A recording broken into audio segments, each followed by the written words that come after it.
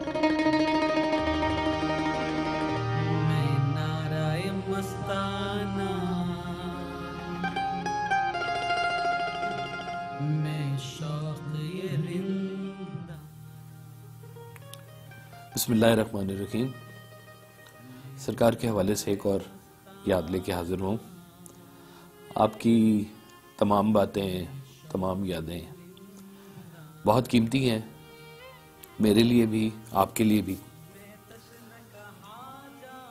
مجھے یاد ہے میرے دادا بابا جی ہم انہیں کہا کرتے تھے، تو بابا جی بچپن میں مجھے اپنے ساتھ مسجد لے کے جاتے تھے جب نماز پڑھنے جاتے تھے، اور خاص طور پر جو جمعہ کا دن تھا، آپ جمعے سے کوئی 1-1.5 گھنٹہ پہلے مسجد چلے جاتے تھے، مجھے بھی لے جاتے تھے۔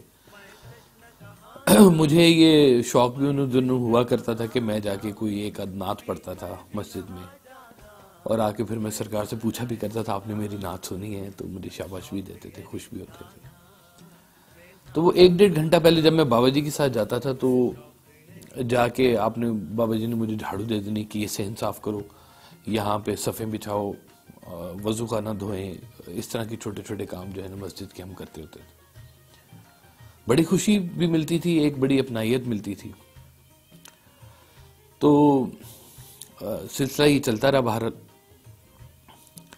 ان دنوں اے سی والی گاڑیوں کا رواج بہت زیادہ نہیں تھا، کم لوگوں کے پاس اے سی والی گاڑیاں ہوا کرتی تھی۔ ہمارے پاس تھی مزڈا 808 جو سرکار کی پہلی گاڑی تھی، اور وہ مجھے یاد ہے اپنے اشفاق صاحب کے آفس سے خریدی تھی، تقریباً اس کی ویلیو تھی 25,000 روپے۔ تو ان دنوں جب کبھی سفر کرنا ہوتا تھا تو سرکار جو تھے نا وہ کہتے تھے کہ صبح فجر کی نماز کے فوراً بعد سفر کرنا شروع کر دیتے ہیں۔ پنڈی جانا ہوتا تھا، خوشاب جانا ہوتا تھا۔ تو ایک دفعہ ایسے ہی فجر کے بعد آپ نے کہا کہ چلو آج ناشتہ تمہیں گجرانوالہ کروائیں گے۔ تو ہم شوق میں صبح اٹھ گئے اور سفر شروع کیا، گجرانوالہ جا کے ڈھیر سارا ناشتہ کیا جناب۔ تو جیسے ہی گجرانوالے سے تھوڑا سا ہم باہر نکل رہے تھے ابھی، تو سرکار نے کہا کہ مجھے نا نیند آ رہی ہے۔ تو میں نے کہا جی آپ روک لیں گاڑی۔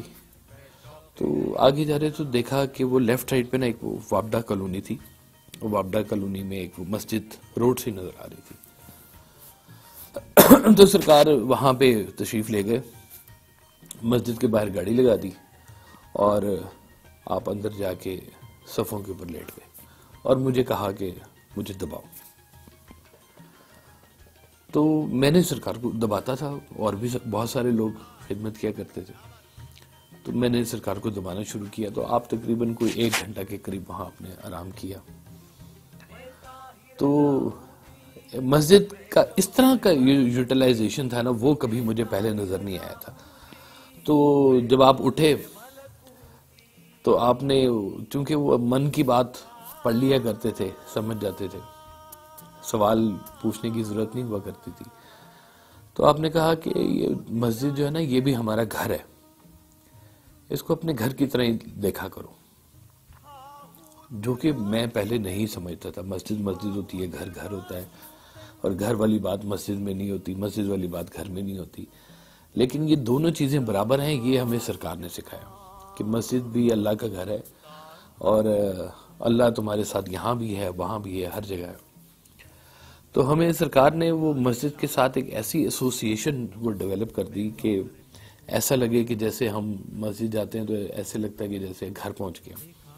مجھے اس کا ایکسپیرینس خاص طور پہ ہوا جب میں پہلی دفعہ عمرہ کرنے کے لیے گیا، تو جدہ سے اتر کے جب تک میں حرم شریف نہیں پہنچا تب تک بڑی ایک بے کیف سی صورتحال رہی، لیکن جیسے ہی حرم شریف کے اندر میں نے قدم رکھا تو مجھے بالکل ایسا لگا کہ جیسے میں اپنے گھر میں آ گیا۔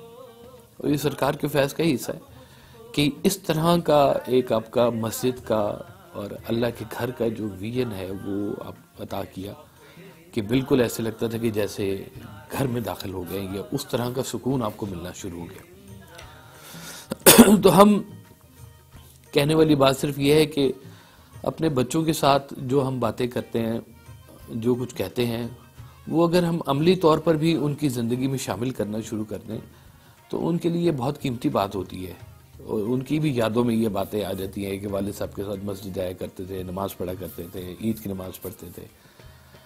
تو اس طرح کی باتیں اپنے بچوں کو جو ہے نا، بہت ساری ہم علم جو ہے وہ ہم اپنی عملی شکل میں دیتے ہیں. اگر دین دینا ہے بچوں کو تو پھر بچوں کے ساتھ وہ مذہبی گفتگو، وہ دین کی گفتگو، یا وہ اپنا رجحان ہمیں شو کرنا پڑے گا. تو آپ بھی کوشش کریں کہ اپنے گھر والوں اور بچوں کے ساتھ، جیسے سرکار فرمایا کرتے ہیں کہ دین انہیں پرانا دو اور علم انہیں جدید دو.